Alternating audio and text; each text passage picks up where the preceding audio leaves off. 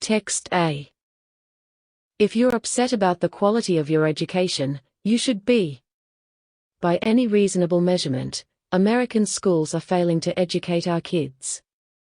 In a 1998 international test, American high school students finished 18th out of 21 nations in math and science literacy, and the test didn't even include any Asian countries. In 2011 out of 30 for industrialized countries, American students ranked 17th in science and 25th in math. In a separate test for those students taking advanced physics, our kids finished dead last. In a government survey of American teenagers, only 21% of the kids were aware that there are 100 members of the U.S. Senate, but 81% knew that there are 3 brothers in the musical group Hanson. What to do about it? First of all, let's stop pretending that high-speed data lines will solve American educational problems. While politicians talk about internet access and computer programs as if they are the pillars of a core curriculum, the evidence suggests that investments in technology do not improve test scores. Says David Gelernter, a Yale computer science professor, access to the internet is like education, except more trivial. It's something you can learn in an afternoon. It's something good. It's something everybody should be familiar with. But to put it at the heart of education is, it seems to me, a very bad policy. Text B. With the United States spending about $5.2 billion annually on education technology, how and if computers contribute to improved student performance is a crucial question.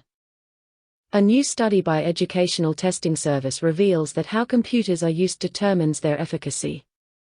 Higher scores are obtained when they are used from simulations, learning games, and software applications that ask students to address real-life situations. However, more popular applications known as drill and practice are linked to lower test scores. The study analyzed 4th and 8th grade math scores from the 1996 National Assessment of Educational Progress.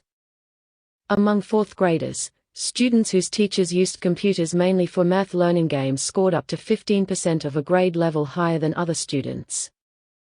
8th graders whose teachers used computers mainly for drill and practice performed nearly half a grade level worse than other students. Students who spent more time on computers in school performed slightly worse in math than those who spent less time on them. Text C.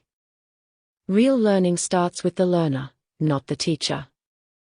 People learn by solving problems, by making mistakes and correcting them, by hearing stories, by engaging multiple senses, and by following their innate curiosity.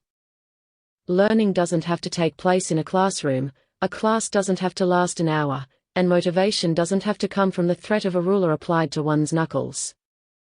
Indeed, the strongest motivation of all comes from within.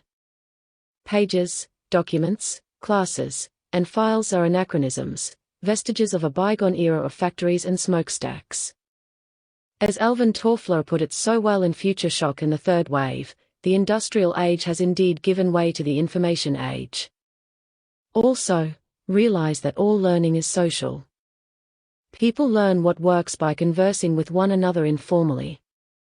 E-learning gives them freedom, unstructured time, and encouragement to learn this way.